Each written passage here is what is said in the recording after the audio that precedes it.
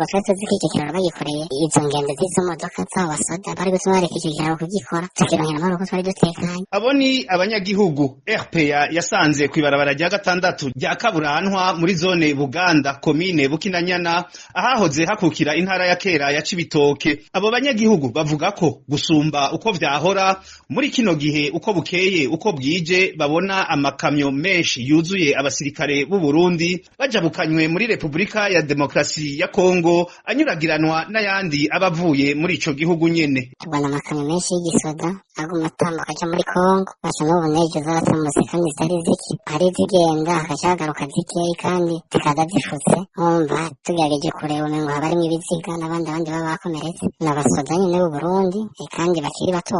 babimiyabaga tugerageje kubareba ntabwo ari n'abakambinga n'abakinjira ariko baraheza igisoda ubu nyene basaramenyera n'ivy'igisoda. Eka muri ako karere nyene ngo ni naho hegeranirizwa imbonerakure nazo nyene zirungikwa mu ntambara aho muri Republika ya Demokrasi ya Kongo. Umuja gushaka kukiraro kujya 6 nyene uhitira mwisange aho mwisange ari ikambi y'imbonerakure niho bose barambura gushikira baje bahereza rero ibigwanisha bagenda gutera kurwana niyo M23 ahubwo turanagowe kuko iyo M23 kuko abasoda bavayo urokotse kwicuma tubwira ati abantu barakaze inkoho ntoyi bafise ni mirikarashi irombe inkoho bo bafise ntoyi ni mirikarashi urumva turagowe je niba nanigwe ibyabatwaye bakaza babakurikira twese tuzanga tubihondeyemo. Abo banyagihugu rero baba hafi y'urubibe rw'u Burundi na Kongo bakaba batekewe n'ubwoba ko mu gihe abasirikare b'u Burundi botsindwa ku rugamba bishoyemwo abo bari bahanganye bashobora kubakurikira gushika ku butaka bw'u Burundi hanyuma abo banyagihugu nabo bakagwa mu mporero.